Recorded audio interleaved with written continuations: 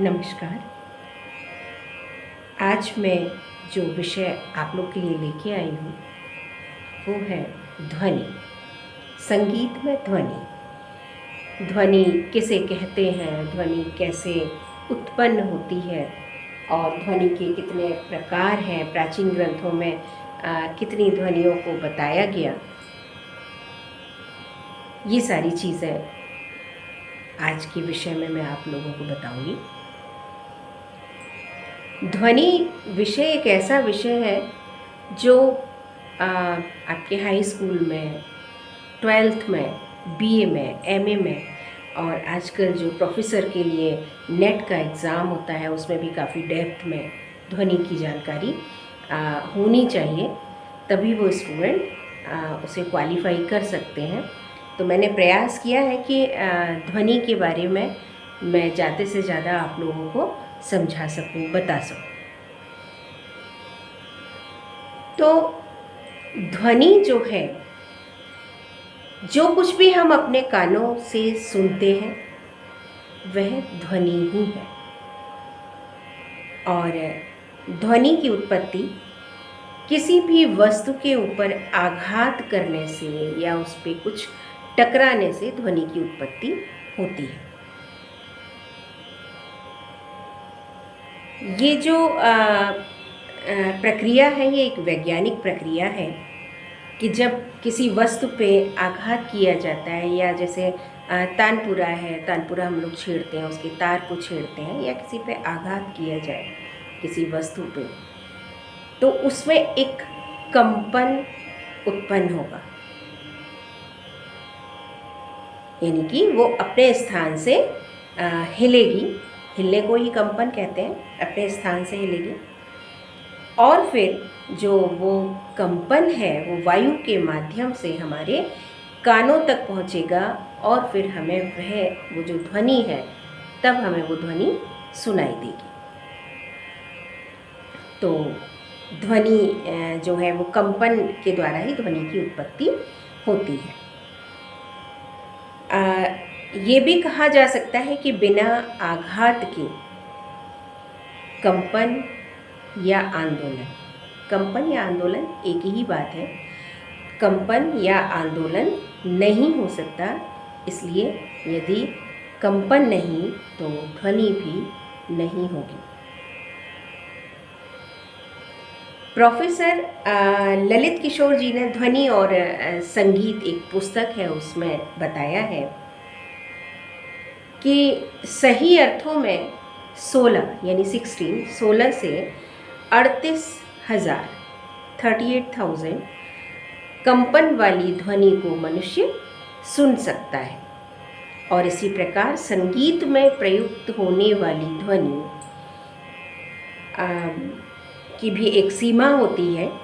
सांगीतिक स्वर कम से कम 40 और अधिक से अधिक 4,000 कंपन संख्या के होने चाहिए, ऐसा प्रोफेसर ललित किशोर जी ने अपनी पुस्तक में ध्वनि और संगीत में बताया है।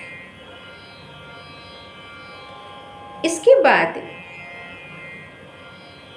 ध्वनि के जो एक तैत्तरीय प्रातिशाख्य प्राचीन ग्रंथ है, तैत्तरीय प्रातिशाख्य के लिए ये शब्द बहुत आता है। हमें ये भी पता होना चाहिए ये है क्या, तैत्तरीय प्रातिशाख्य है क्या। तो पहले हम तैत्तरीय प्रातिशाख्य क्या है ये समझ लेते हैं।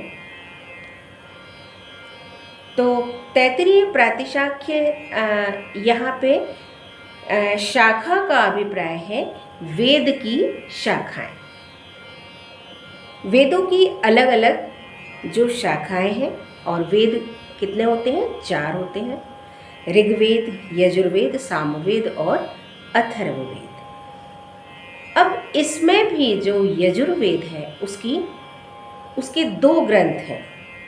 पहला है शुक्ल यजुर्वेद और दूसरा है कृष्ण यजुर्वेद।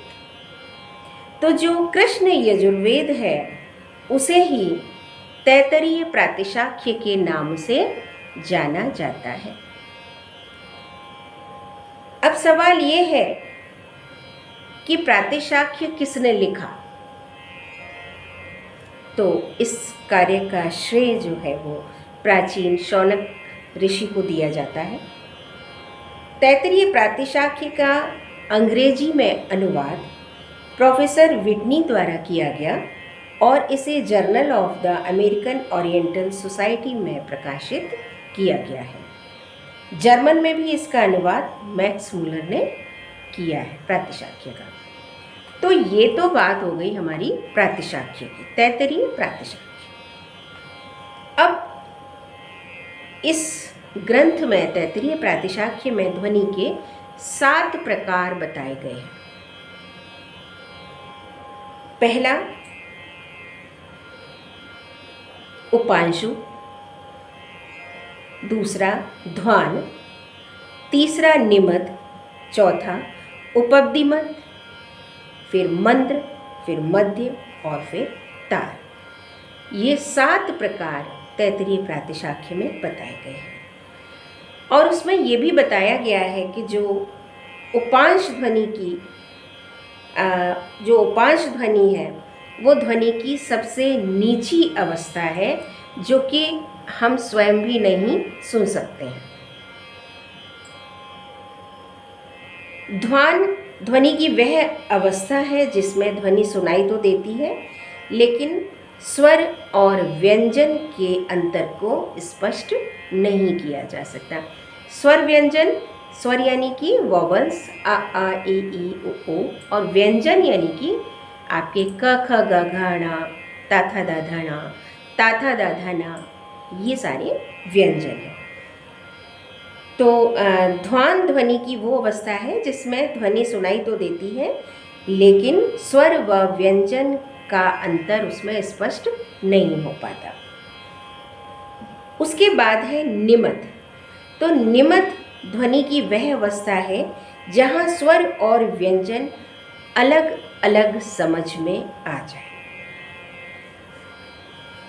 उसके बाद उपब्दिमत उसे कहते हैं जिसमें ध्वनि दूसरे को सुनाई तो दे, किंतु मतलब सामने वाले को सुनाई तो दे, लेकिन इतनी स्पष्ट न हो कि वह स्वर और व्यंजन को स्पष्ट कर सके। उसके बाद उपब्दिमत के आगे का वर्गीकरण श्रोताओं को ध्यान में रख के किया गया है, और इसके आगे की जो मंद्र, मध्य और तार ध्वनियाँ हैं वो ही संगीत के लिए उपयोगी मानी गई है। तो इस तरीके से तैत्तिरीय प्रातिशाख्य में ये 7 प्रकार ध्वनि के बताए गए। आज के समय में हम लोग कहते हैं कि ध्वनि 2 प्रकार की होती है, मधुर ध्वनि और कोलाहल।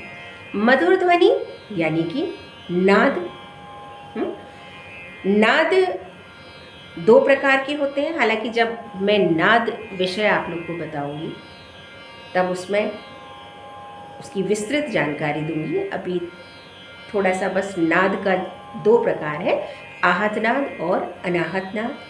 आहत नाद से ही आगे श्रुति और फिर स्वर, और स्वर में भी कोमल स्वर, विकृत स्वर, शुद्ध स्वर, अचल स्वर। अचल स्वर यानी कि जो स्वर अपने स्थान से अपने ही स्थान पे अचल रहते हैं, टिके रहते हैं, जैसे षडज और पंचम। षडज पंचम न कोमल होता है न तीव्र होता है, तो उसे अचल स्वर कहते हैं।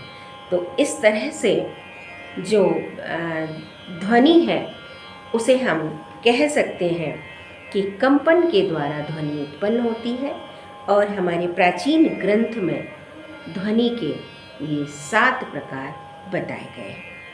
आशा करती हूँ आपको ये विषय पसंद आया होगा। नमस्कार।